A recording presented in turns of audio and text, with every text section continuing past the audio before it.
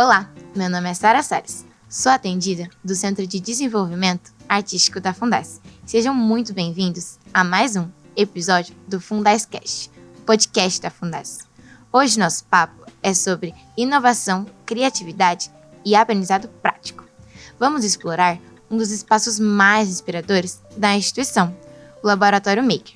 Este ambiente foi criado para incentivar os jovens a colocarem a mão na massa, desenvolverem soluções e aprenderem com a prática. E, é claro, se aproximarem da tecnologia de forma acessível e criativa. E para conversar com a gente sobre esse universo de descobertas e possibilidades, recebemos aqui Ezequiel de Oliveira. Bem-vindo, Ezequiel. Obrigado, Sara. Tudo bem? Ezequiel, para a gente começar, conta pra gente um pouco da sua trajetória. Como surgiu a conexão com a cultura maker? E como chegou a coordenador do Laboratório Maker? Antes de tudo, Sara, queria agradecer pelo convite de estar aqui nesse podcast. E a minha história começou um pouco inusitada, assim, minha história profissional e tudo. Eu, na adolescência, eu estudei no Senai e fiz ajustagem de ferramentaria. E depois jovens, eu fiz técnico em mecânica. E mal sabia que tudo isso que eu aprendi lá atrás, hoje ia servir, né, ia ser usado no Laboratório Maker. Mas, paralelo a isso, a esses estudos, eu estudei música. E foi através da música que eu entrei na Fundas. Eu fiquei dando aula de música durante um bom tempo. E surgiu a oportunidade de fazer um curso de robótica. E eu já era interessado por esse assunto, já executava alguns projetos na minha casa. E abracei o curso, me dei bem, gostei muito do curso. E comecei a desenvolver alguns projetos no eixo Cultura Maker, que é o eixo que trata esse assunto na Fundas. E através dos projetos que eu fui desenvolvendo, surgiu-se a necessidade de se criar um local para executar esses projetos com mais clareza, com mais facilidade. E aí a gente propôs a ideia de se criar o laboratório, visitamos alguns laboratórios, né, para se montar. Tivemos uma parceria com uma empresa chamada Orica, que bancou a compra de todos os equipamentos, e aí surgiu. E por eu ter escrito o projeto, na época, eu fui convidado a ser o coordenador do laboratório. Muito legal. Ezequiel, para começarmos, explica pra gente o que é o Laboratório Maker, como surgiu e qual é o principal objetivo desse espaço. Para falar do Laboratório Maker, eu tenho que falar um pouco sobre o surgimento do Fab Lab. Fab Lab, a gente foi visitar um Fab Lab antes de de criar esse nosso Laboratório Maker. O Fab Lab é um laboratório de fabricação e foi criado numa faculdade nos Estados Unidos porque os engenheiros que lá estudavam, eles precisavam de executar alguns projetos, testar algumas coisas que eles projetavam. E criou-se então esse Fab Lab, e o Fab Lab deu tão certo que ele foi difundido no mundo inteiro. Só que o Fab Lab ele é integrado no mundo inteiro. Todos os projetos são compartilhados, né? Então a gente ainda não está integrado, nosso Laboratório Maker ainda não está integrado, não é um Fab Lab porque ele não está integrado mundialmente. Mas quem sabe no futuro. E esse laboratório hoje, na Fundas, ele é utilizado para fazer formação dos professores e para receber as crianças e adolescentes para executar os projetos. No Fab Lab no nosso laboratório tem vários equipamentos que fazem com que os projetos sejam executados rapidamente. Então a criança já chega com a ideia e sai com essa ideia na mão, né, realizada ali na mão. Ezequiel, o laboratório é conhecido por promover o aprendizado prático. Que tipo de atividades e projetos os jovens desenvolvem por lá? Pode compartilhar alguns exemplos? A gente procura dar ênfase, dar bastante importância às fontes de energia. Então, a gente fez alguns projetos que foram interessantes. A gente faz um carrinho, por exemplo, com rodinhas, mas tem que dar movimento para eles. E aí a gente vai correr atrás de aprender quais os tipos de energias que existem, ou de fontes de energia, para fazer aquele carrinho mover.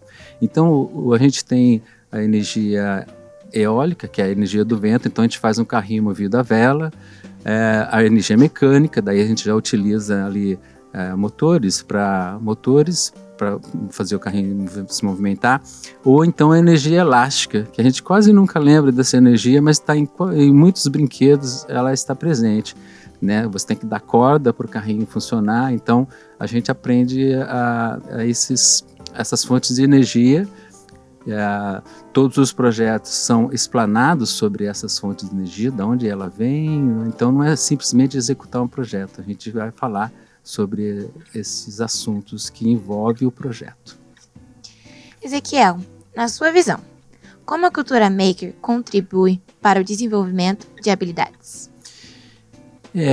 Contribui muito, porque quando a criança chega lá com uma ideia, ou um grupo chega com uma ideia, a gente vai jogar de volta para eles o que é necessário para executar essa ideia. Então, ele aprende com a resolução de problemas a desenvolver ali o que ele é necessário para ele executar o projeto, né? Então, muitas vezes um brinquedo simples ou um jogo simples que ele chega com a ideia para a gente executar se transforma numa coisa grande, porque ele vai ter que correr atrás desse conhecimento. A gente vai dar essas ferramentas, mas ele vai ter que adquirir esses conhecimentos. E eu costumo dizer que eu falo muito para eles que é uma economia de dinheiro também. Se a gente aprende a fazer alguma coisa em casa, a gente mesmo aprende a instalar um chuveiro, ou consertar um equipamento, ou até mesmo instalar um piso, ou a pintar a nossa casa, a gente está fazendo uma grande economia de dinheiro, que seria a mão de obra, né, que seria gasto ali. E é um conhecimento a mais que a gente vai adquirir. Então, esses conhecimentos que a gente instiga nas crianças quando chegam no laboratório. Ezequiel, quais recursos tecnológicos são disponíveis no laboratório?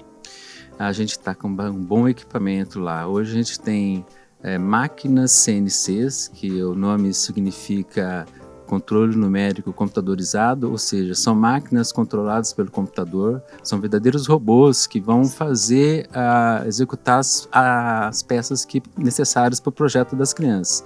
Então a gente tem uma CNC de corte a laser, uma router CNC, que no lugar do laser usa uma máquina, uma fresa, né, de corte, ou parecido com uma broca, para cortar cortar as peças.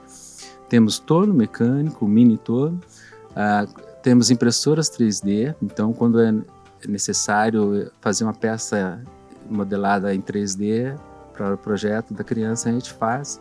E além temos bancadas que tem moça, fonte de bancada, estação de solda, serra de fita, tem lixadeira, esmeril, então tem um grande equipamento para que quando a criança chega com um projeto, ele sai com o projeto pronto. Então, muito legal. E olhando para o futuro, quais são os próximos passos para o Laboratório Maker? Existe algum projeto novo que está vindo por aí?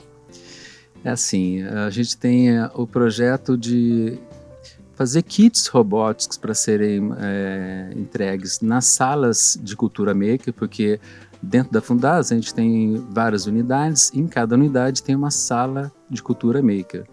Então essas salas é que vêm para essas crianças que são atendidas nessas salas makers, na cultura maker, é que vêm para o laboratório. E a gente está querendo fazer kits robóticos para serem entregues nessas salas, ou ferramentas, né, construir as ferramentas no laboratório e serem entregues nessa sala. E futuramente, né, quem sabe o nosso laboratório venha a se tornar um Fab Lab, ou seja, a gente passa a ser integrado mundialmente com todos os Fab Labs existentes. Isso ia ser muito legal, né? Com certeza. Ezequiel, muito obrigada por compartilhar com a gente essa experiência tão transformadora que é o Laboratório Maker. E para você que nos ouviu até aqui, fica o convite para conhecer mais sobre os projetos da Fundas e tudo que está sendo construído para transformar vidas. Até o próximo episódio do Fundascast.